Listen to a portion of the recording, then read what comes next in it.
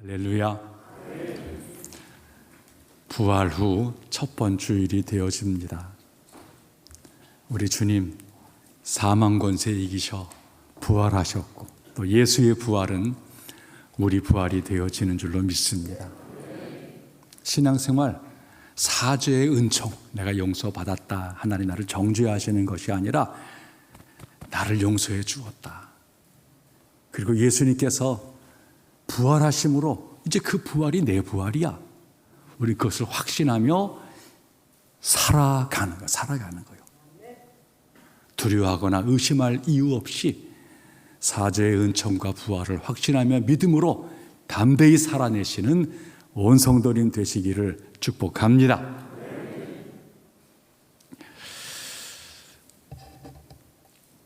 아는 게 너무나 많은 것 같아요. 요즘 아이들 이렇게 키우는 과정에서 너무 똑똑해. 아는 게 많아요. 참 아는 게 많은 아이들을 잘 키운다는 게 정말 어려워요. 정말 어려워요. 하루에도 엄청난 정보를 우리가 이렇게 머리에 담고 살아갑니다. 오늘을 살면서 내일 날씨, 다음 주 날씨까지 지금 물어보려고 하는 거예요. 가진 것도 별로 없는데 주식이 어떻느니, 금값이 어떻느니, 우리나라 것도 어려운데 외국의 것까지 다 관심을 갖고 그렇게 살고 있어요. 국내의 정치도 위정자들이 잘 알아서 하겠건만 얼마나 정치 뉴스가 많이 또 들려지는지요. 우리나라만 그런 것이 아니라 이 나라 저 나라 정치 이야기, 여러 삶의 이야기를 날마다 우리가 뉴스로 듣고 있습니다. 정보가 많다는 게 좋기도 한 것이지만 한편에서는 정보가 많으니까 혼란스러워요. 뭐가 옳은지를 잘 모르겠어요. 많다라는 게 선택이 어렵다는 것입니다. 그러니까 정보가 많다는 것을 뒤집어 말하면은 사실 정보를 제대로 모른다라고 하는 말과 똑같은 거예요. 그게 오늘 우리가 처한 현실입니다. 제가 보건대 현대인의 문제가 전에는 별로 알지 못하는 중에 몇 가지를 알면 중요한 것이었는데 너무 많이 알고 있다는 게 오히려 현대인의 문제가 되어지는 것이죠. 예수 믿는 게 그런 것 같아요. 사실 예수 믿는 게 어려운 게 아니거든요. 지금 말한 대로 나를 용서하신 주님의 사죄의 은총을 누리고 예수님이 사망 권세에 이기셔 부활했다는 이 초대교회의 믿음의 이 고백을 똑같이 물려받으면서 담대해지고 자신감 있게 세상을 살아내자는 거예요. 그런데 신앙생활도 어느 틈엔가 너무 복잡해져 가는 것 같아요. 단순하게 믿으면 간단한데 괜히 똑똑한 채 하면서 하나님을 향한 신뢰보다는 자기 판단을 앞세우는 그런 태도들이 의외로 많이 있습니다. 이 교회 저 교회 쇼핑하고 이 설교 저 설교 판단하고 그러면서 지식과 정보는 많이 알아가는데 정작 신앙생활은 옳게 못하는 현대 그리스도인들의 모습을 보는 것입니다. 우리가 하나님보다 더 많이 아는 것 같아요. 우리가 굉장히 높은 것처럼 착각을 합니다. 사실이 아닙니다. 여러분, 음식 맛이라는 게 원재료 맛이라는 게 있어요. 기본적으로 거기에 양념은 부분적으로 첨가되어져야 되는 거예요.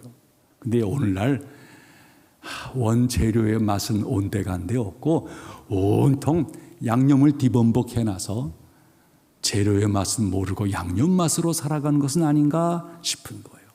좋은 태도가 아니죠. 오늘 선한 사마리아인의 이야기를 말씀을 나누고자 합니다. 너무너무 잘 아는 이야기죠. 어느 율법 교사가, 다시 말해서 성경을 많이 아는, 율법을 많이 공부하는 이 율법 교사가 예수님에게 여쭙는 거예요. 선생님, 내가 어떻게 해야, 무엇을 해야 영생을 얻겠습니까? 영생. 하나님께서 마지막 날 심판하신다는 거예요. 의로운 자는 영생으로, 또 불의한 자는 영벌로 처하신다는 거예요. 그 영생은 하나님 앞에서 내가 선택받았다는 거예요. 이제 하나님의 영광의 자리에 나아간다라고 하는 거예요.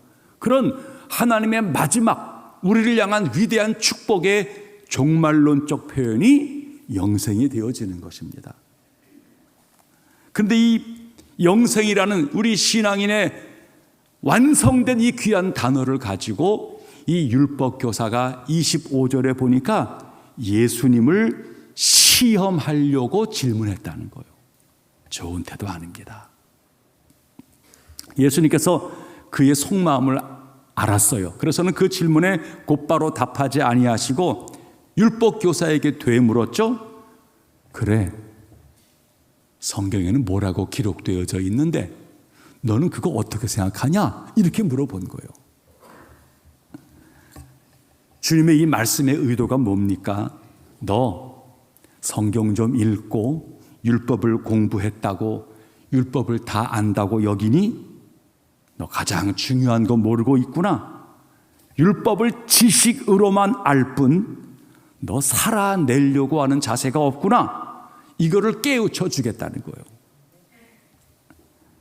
율법교사는 예수님의 이 말을 듣고서 자신 있게 말하죠. 네, 마음을 다하고 목숨을 다하고 힘을 다하고 뜻을 다해서 주 너의 하나님을 사랑해라. 그리고 내 이웃을 사랑해라 말했습니다. 그 말을 들으신 주님 뭐라 그래요? 내 말이 옳다. 잘 답변했다. 잘 알고 있구나. 그렇게 행해라. 그리하면 살리라 말씀하신 거예요. 이 말씀의 뜻이 무엇입니까? 알기는 잘 알고 있구나. 그런데 알았으면 행해라. 행하지 않고 영생만 얻을 생각하는 태도는 잘못이다 말씀하신 것이에요. 예수님의 이런 단호한 권위 있는 이 답변에 율법교사가 움찔한 거예요. 야, 이거 보통 분 아니구나. 자기 속을 들킨 거예요. 두 번째 질문을 율법교사가 예수님께 줍니다. 이번에는 자기를 옳게 보이려고, 자기를 나타내려고 질문합니다. 예수님, 그러면 하나님 사랑하고 이웃 사랑하라 그랬는데 내 이웃이 누구입니까? 이것은 마치 제가 사랑하려고 하지 않은 게 아닙니다. 내가 누구한테 사랑을 베풀어야 한단 말입니까? 이렇게 지금 항변하고 있는 거예요. 또는 내 딴에는 할 만큼 했습니다. 내가 더 사랑해야 될 이웃이 누구입니까? 라고 이 시간 말하고 있는 것입니다. 예수님께서 그에게 누구의 이웃이 된다는 것, 이게 무슨 의미인지 이거 가르쳐 주려고 이하 비유를 들려주시는 것이죠. 자, 어떤 사람이 예루살렘에서 사마리아로 내려가다가 강도를 만났습니다. 강도는 이 지나가던 이 사람을 옷을 벗기고 때려서 해쳐서 거반 죽게 된 상태로 내팽개쳐준 강도들이 갔다는 거예요. 그런데 제사장이 그곳을 지나가게 되어졌어요. 성경이 이렇게 말해요. 그를 보고, 강도 만난 자를 보고 피하여 지나갔다라고 말을 합니다. 이어서 레위인도 그 길을 지나가다가 그를 보고 피하여 지나갔다라고 말을 해요. 제사장과 레위인이 뭐 하는 사람들입니까? 하나님의 성전을 받들고 말씀을 전하고 제사를 돕는 자들이에요. 성직자들입니다. 저들은 피하여 지나갔어요. 세 번째 사람, 사마리아 사람이 그곳을 지나갔는데 지나가다가 그를 보고 불쌍히 여겨 가까이 가서 그에게 자기의 기름, 올리브 기름 그리고 포도주 이거를 상처 위에 부어서 응급처치를 해주고 그를 나귀에 실어서 가까운 주막으로 데리고 와서 하루 동안 잘 그를 간호해주고 자기는 가야 할 곳이 있기 때문에 떠나가다가 아침에 주막 주인한테 아이고 이분을 위해서 제가 2데나리 오늘 드립니다. 혹시 돈이 부족하면 나중에 다시 이곳 지나갈 적에 드릴 터이니까 이분을 잘 치료해 주세요. 그런 뒤에 갔다는 거예요. 예수님께서 이 3번째 등장인물, 사마리아 사람, 멸시와 천대를 받는 사람이지요. 이 사람을 제사장 레위인과 비교시킨 이유가 무엇입니까? 유대인과 사마리아 사람을 인종적으로 구분하려고 하는 것입니까? 아닙니다. 주님이 하시는 말씀은 율법을 알기만 하고 실천하지 않는 사람과 사랑으로 실천하는 사람을 대비시키고 있는 것입니다. 이 비유의 맨 마지막 결론에 예수님께서 율법 교사에게 묻지요. 자, 내 생각에는 이 3사람 중에 누가 이 강도 만난 자의 이웃이 되겠느냐? 율법 교사 답변합니다. 자비를 베푼 사람입니다. 그래, 가서 너도 이와 같이 행해라.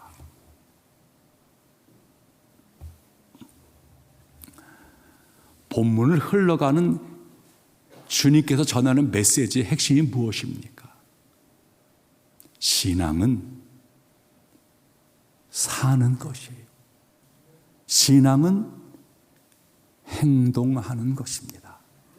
그게 신앙생활이에요. 28절과 37절 예수께서 하시는 말씀이에요. 율법교사가 너무 성경을 잘 알아요. 근데 그 잘 아는 이야기, 대답을 잘 아는 그에게 그래, 내 대답이 옳아. 이대로 행해라. 그래, 내 말이 맞아. 너도 이와 같이 행하라. 이게 주님 결론이에요. 신앙은 사는 거예요. 믿음으로 사는 거예요.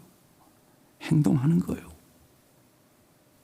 여러분, 하나님을 사랑하는 방법이 뭡니까? 주님이 옳다고 인정하신 하나님의 사랑의 내용은 마음을 다하고 목숨을 다하고 힘을 다하여 뜻을 다하여 하나님 사랑한다는 거예요. 마음, 목숨, 힘, 뜻, 이것은 우리 인간 전 존재의 모든 역량을 가리키는 거예요. 우리 모든 에너지를 다 짠 내용을 가리키는 거예요. 하나님 사랑은 인간의 지정의를 포함해서 우리의 신체적 힘과 우리의 물리적 모든 능력을 다 포함해서 너 하나님을 사랑해야 한다는 거예요. 전심으로 사랑해야 한다는 거예요. 그런데 이 하나님을 향한 사랑과 이웃 사랑은 불과 분리의 관계에 있다는 거예요. 구분되어 있지 않다는 거예요. 이웃 사랑이 하나님의 사랑이라고 그렇게 말하기는 쉽지가 않아요. 왜요? 이웃을 사랑하기만 하면 하나님을 믿지 않아도 된다? 그런 뜻은 아니에요. 그러나 우리가 정말로 하나님을 믿는다면 우리는 이웃 사랑을 아니할 수 없다는 거예요. 이웃 사랑은 하나님의 사랑을 대체하는 건 아니에요. 그러나 하나님의 사랑을 대변해요. 오늘 본문에 제사장과 레위인들 강도 만난 자를 보았어요. 근데 뭐라 그래요? 피하여 지나갔다는 것입니다. 저들은 강도 만난 자를 보면서 저들의 생각은 뭐예요? 야야, 내가 여기 있다가 나도 피해 보겠다. 지금 불쌍하고 어려운 이웃을 보면서 그가 갖는 생각은 뭐예요? 거기서 자기를 보았다는 거예요. 나의 유불리를 보고 나의 이익을 보았다는 거예요. 고난을 당하는 자 앞에서 기껏 지가 본 것은 내가 손해보지 않을까? 내가 어려움을 당하지 않을까? 자기에 급급했다는 거예요. 그런데 이 사마리아 사람 어쨌어요? 여행 중에 있었어요. 먼 길을 가는 중이었어요. 그런데 강도 만난 자를 보는 순간 성경은 불쌍히 여겼다는 거예요. 불쌍히 여겼다는 거예요. 그에게는 강도 만난 자를 보았을 때에 내가 아니라 재난을 당한, 어려움을 겪고 있는 그의 형편과 처지가 그의 눈에 들어왔다는 거예요. 불쌍한 마음이 들었다는 거예요. 위기에 빠진 사람에게로 그는 가까이 갑니다. 가서 구경하려고 하거나 죽음을 확인하려는 것이 아닙니다. 이 쓰러진 사람을 위해서 내가 할 일이 혹 있겠는가? 내가 뭘 하지? 이거를 보려고 간 거예요. 그에게는 위기에 처한 이를 살피고자 하는 마음이 있었다는 것입니다. 그리고는 아직 숨이 붙어 있구나, 더 내버려두면 안 되겠다, 급하게 손을 썼다는 거예요. 자기 나귀에서 응급으로 갖고 있는 이 감람유와 포도주를 상처 위에 발라서 더 이상 피가 이렇게 막 나오지 않도록 응급처치해 주고, 그리고 그를 자기 나귀에 싣고서는 급하게 가장 가까운 주막에 가게 되었다는 거예요. 그리고 정성스럽게 하루를 그를 돌봐주었다는 거예요. 다음 날 자기는 가야 될 곳이 있었기 때문에 주인에게 상당한 돈을 주면서 이 사람 잘 돌봐주라고, 혹시 치료비가 더 필요하다면 나중에 제가 돌아오는 길에 갚겠다고. 그는 죽어가는 사람에게 최선을 주었어요. 그는 마음을 다하여 강도 만난 자를 보살핀 것입니다. 뿐만 아닙니다. 사마리아 사람이 강도가 출혈한 곳, 그 재난당한 사람 보면서 빨리 피하지 않았다는 거예요. 이 사람 붙잡고 치료하고 돕는 과정에서 또 나도 어려움을 당하겠다라고 자기를 돌보지 않았다는 거예요. 자기를 위험에 노출시켰지만, 자기 목숨도 위험할 수 있지만 자신은 자기 목숨 때문에 염려하지 않고 다친 사람을 돌보아 주었다는 거예요. 목숨을 다하여 저를 도와주었다는 거예요. 이어 그는 자기 나귀에 이 환자를 태우고 주막으로 데려다 주고, 데려다 놓기만 한 것이 아니었죠. 하루 왼종일 그를 돌보아 주고 그를 위해서 모든 치료비를 감당하겠다라고 말하고 있어요. 갖고 있던 기름, 포도주, 나귀, 돈, 시간, 모든 정성, 이 어려움을 당한 자를 위해 쓰고 있습니다. 힘을 다하여서 이웃을 돕고 있는 것입니다. 마음을 다하고 목숨을 다하고 힘을 다할 뿐만 아니라 뜻을 다하여, 이 뜻을 다한다는 말의 의미는 계획하고 철저히 준비해서 라고 하는 말의 의미입니다.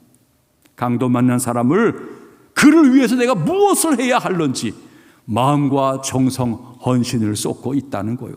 뜻을 다하여서 그를 돕고 있습니다. 결국 이 사마리아 사람, 마음을 다하고 목숨을 다하고 힘을 다하고 뜻을 다해서 재난당한 자를 돕고 있어요. 하나님 사랑하고 이웃을 사랑하는 것입니다. 이 율법 학자가 두 번째 물었던 질문, 이웃이 누구입니까? 하나님 사랑, 이웃 사랑이라고 이거 해야 영생을 얻는다라고 말했는데, 하나님 사랑은 나름대로 이해가 되어져요. 늘 10의 1 드리고 성전에 제사 드리고 예배 드리고 늘 해왔으니까. 근데 이웃 사랑을 이야기하는 거예요. 근데 그가 묻는 질문의 핵심 내용이 뭡니까? 그럼 내 이웃이 누구라는 말이에요? 라고 물어보고 있는 거예요. 여러분, 이 질문을 잘 헤아려 보세요. 누가 내 이웃입니까? 그 질문의 핵심은 내가 중심이 되어지는 거예요. 삑 둘러보면서 이웃이 어디 있어요? 누가 내 이웃이란 말이에요? 자기 중심성으로 질문하고 있는 것입니다. 주님의 맨 마지막 답변은 그게 아니었죠. 누가 이 강도 만난 자의 이웃이 되겠느냐? 여러분,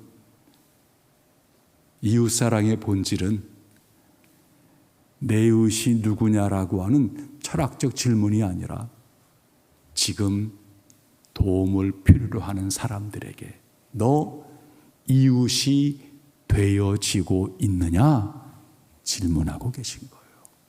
그게 신앙생활이에요. 자문해 보라는 거예요. 내가 과연 누구에게 한 번이라도 제대로 사랑의 이웃이 되어준 적이 있는가? 그게 이웃사랑입니다. 그 질문을 하면서 내 사랑의 손길을 필요로 하는 자가 누구 있지? 눈을 들어 쳐다보라는 거예요. 피하여 도망가지 말고 자기만 보지 말고 그런 이웃들을 눈으로 보고 행동으로 감당할 자세가 내게 있느냐라고 하는 거예요.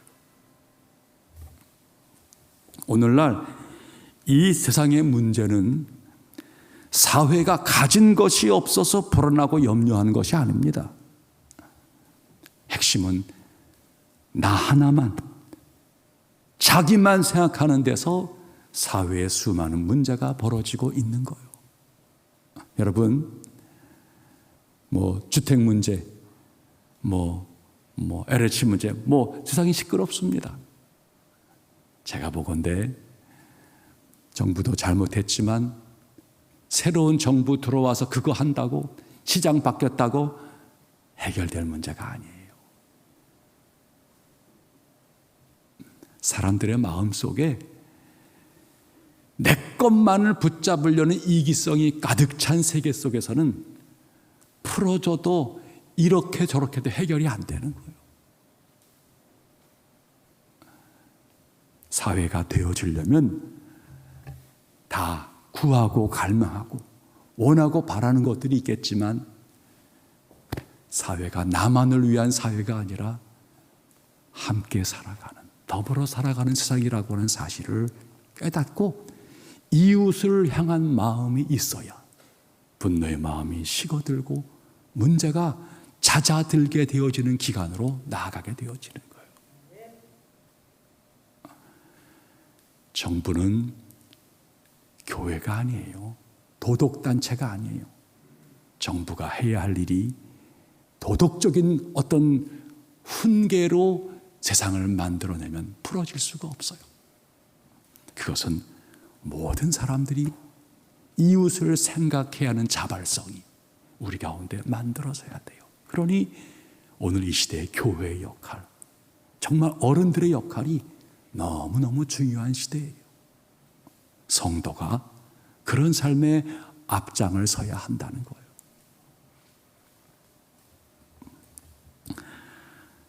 이 시대의 교회와 교인은 많은데 사마리아 사람이 있느냐라고 하는 거예요. 우리 교회 하나만 잘 된다면, 그것만 붙잡고 있다면 우리 지역사회가 잘 안 돼요. 다른 교회가 안 되는 거예요. 하나님도 그런 우리들의 이기적 예배는 받지 아니하십니다. 우리가 마음과 목숨과 힘과 뜻을 다해서 힘들어하고 울고 아파하고 고생하는 자들에 대해서 우리 눈을 주어야 한다는 거예요. 가까이 가야 한다는 거예요.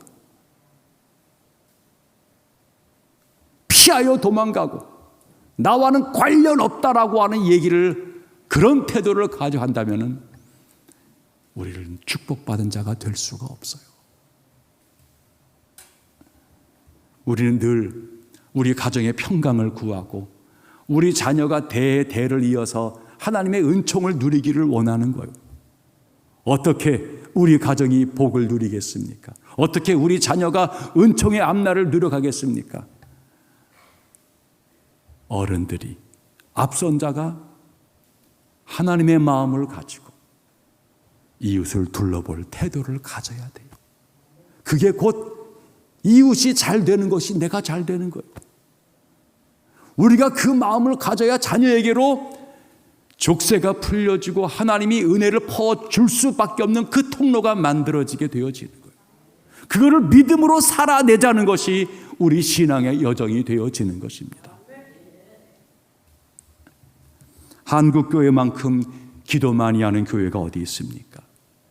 새벽 기도 열심히고, 나아가 심야 기도 너무나 많이 하고, 뿐만입니까?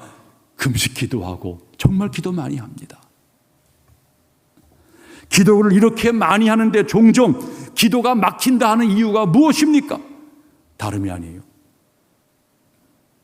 손을 펴서, 마음을 열어서 나누고 베풀려고 하는 태도가 없으면 기도가 막히게 되어져 있는 거예요. 이사야 58장은 말합니다. 너희가 병을 치료하고자 할 때에 내가 자꾸 내 기도만 내게 와서 하지 말라는 거예요. 오히려 이웃을 도와주고 이웃을 살핀 뒤에 그 뒤에 내게 와서 기도해 보라는 거예요. 그러면 내가 치료를 빨리 해주겠다는 거예요. 빨리 응답받는 길이 무엇입니까? 빨리 잘 되는 길이 무엇입니까? 나 혼자 잘 되려고 하나님께 구하게 되어지는 것은 빨리 잘 되는 길이 아니라는 거예요. 오히려 하나님의 마음을 가지고 자비와 긍휼을 가지고 섬기고 돕는 일에 앞장서 보라는 거예요. 내가 치료를 급속하게 해주겠다 약속 주신 거예요. 하나님의 축복은 우리만을 위한 게 아닙니다. 예수가 구원의 은총일진데 그 예수가 우리만을 위한 예수가 아니라는 거예요. 내 안에 은혜가 멈춰 끝나면 안 돼요. 은혜는 나눠져야 되고 사랑은 나눠져야 돼요. 그래야 은혜가 더 신선한 은혜가 되어지고 사랑이 충만한 사랑이 되어지는 것입니다. 우리가 그렇게 사순절을 거니러 온 거예요. 개인 경건이 얼마나 중요합니까?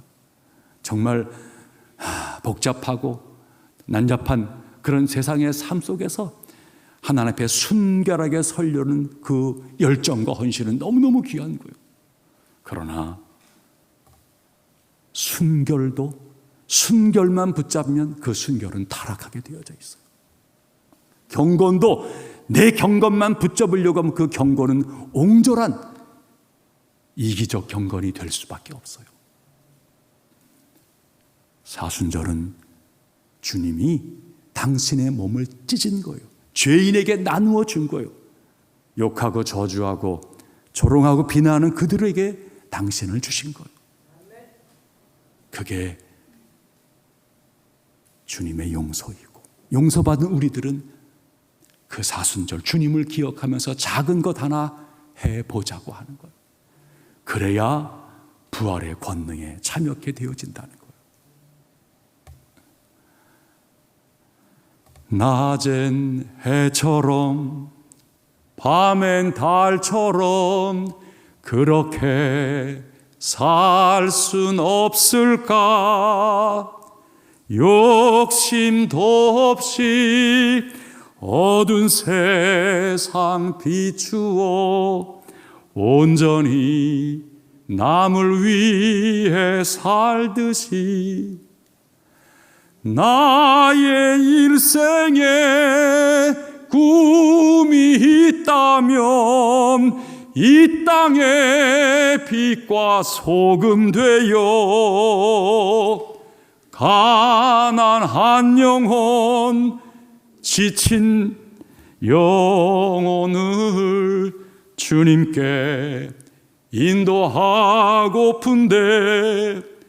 나의 욕심이 나의 못난 자가 언제나 커다란 짐 되어 나를 짓눌러 마음을 곤곡해 하니 예수여 나를 도와주소서.